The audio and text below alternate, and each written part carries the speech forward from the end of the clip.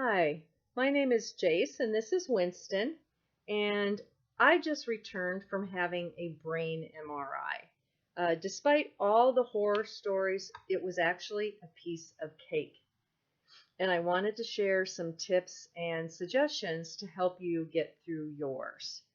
And yes, I am claustrophobic.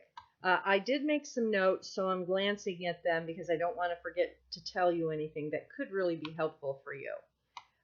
Because the fear of the unknown can be terrifying, once my neurologist ordered a brain MRI for me, I decided to be proactive and started researching everything that I could on MRIs.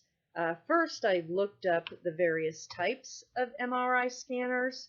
Mine was a mobile MRI located in the trailer of a semi truck, and the actual model was a GE model.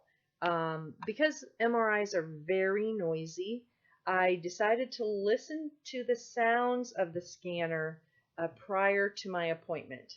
And I listened to those sounds over and over and over again to familiarize myself with them. And I will go ahead and post the links to the MRI sounds down below at the bottom of the video.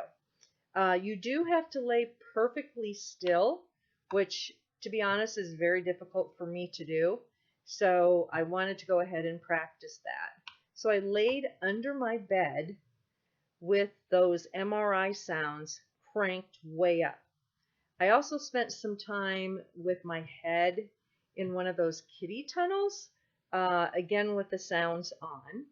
And about a week before my appointment, I actually called the hospital and asked to talk to somebody who did the MRIs.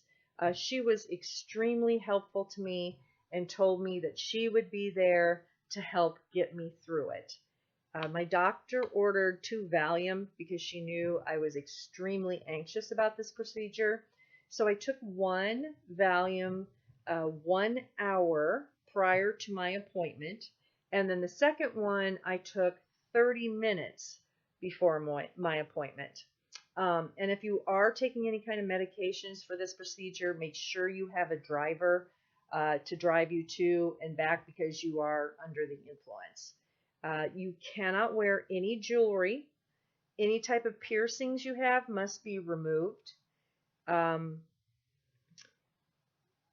makeup. Some makeup has some metal in it, I guess, and they told me especially mascara.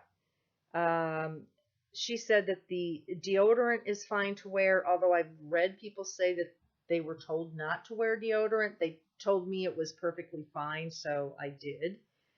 You do want to wear very comfortable clothes, socks, and shoes. There can be no metal, no zippers, no buttons. And the shoes that I wore were kind of those rubberized ones. I didn't know if I would be allowed to wear my shoes into the procedure. I was allowed to keep everything that I had on. And if you're wearing a bra, you can't wear a bra because it has metal in it. So I just wore some very, very comfortable clothing, comfortable socks and shoes, and I could wear that all in with me. I also had a little bit to eat before the procedure. I was kind of worried about my stomach if I was going to feel nauseous, so I wanted to have a couple little things before I went. So today was a big day, and I arrived about 30 minutes prior to my appointment, and to be honest, my heart was racing and I did feel quite nauseous. You do, when you're there, have to answer a slew of questions. They want to know all kinds of things like, do you have a pacemaker? Have you ever worked around metal? Do you have any kinds of implants? Dental implants are fine.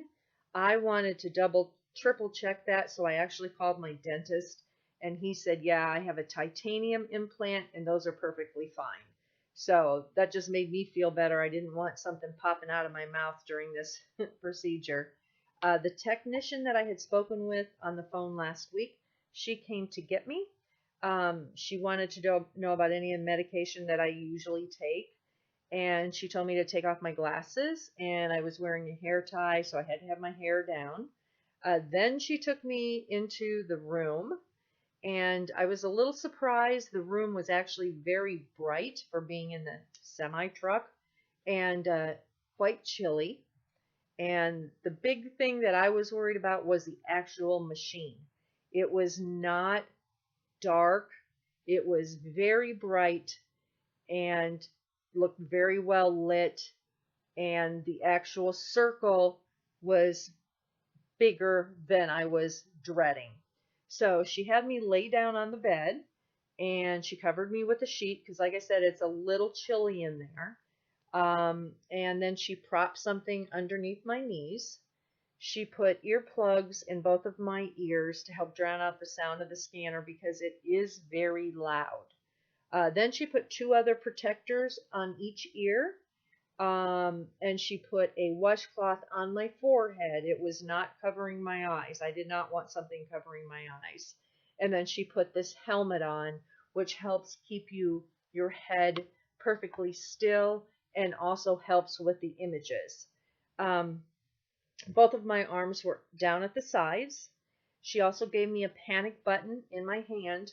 It's not really a button, it's kind of a rubbery thing. And I wanted to try it out first to make sure it actually worked because I had read some people say it didn't work and they were actually panicking trying to get out and the button wasn't working. So I pushed a button a couple times and yes, it made the noise, so I was good to go. Then she rolled me into the machine. It went up to my waist, um, and your head, is back. You're able to see out of it, and I was really surprised the amount of space over my head was was quite a bit actually. I was thinking it was going to be smaller and tighter, and it was not.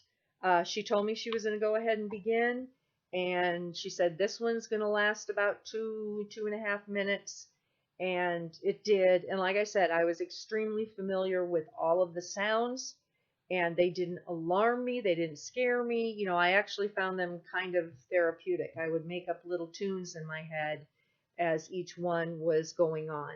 In between each camera picture, she would tell me, okay, this next one's going to last 2.5 minutes, and and then this is number 3. Now we're on number 4. We first took 7 images, and then when those were done, and like I said, they're about 2.5 minutes each.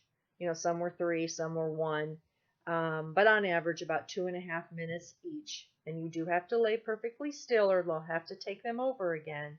And then after the 7th one, she rolled me out.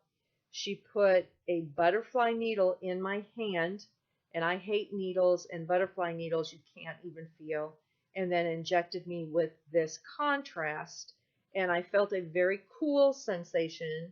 It wasn't painful, it didn't burn for about 10 seconds. And I asked her because I couldn't see what she was doing, did you just inject the contrast? And she said yes. And I said, okay, because it felt cool for about 10 seconds. And she said, well, some people feel it going all the way up their arm. I did not. And she rolled me back in, again, up to about my waist.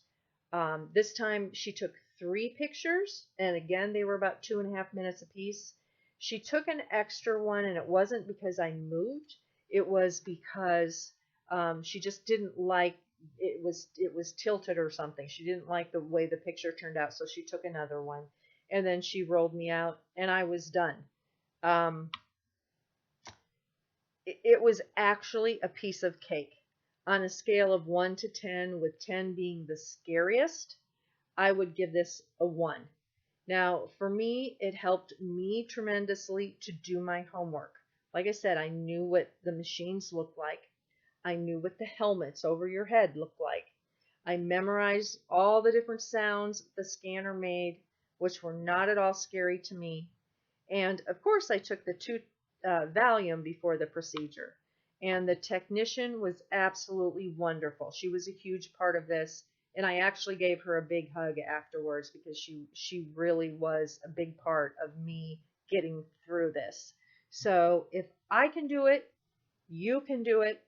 I would suggest that you try all of those things, do your homework, be proactive, listen to the sounds, take the drugs, and just go ahead and go with it. It's 45 minutes, 30 to 45 minutes of your time, and then you don't have to take it again, hopefully.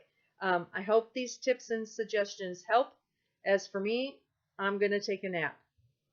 Have a great day. Bye bye.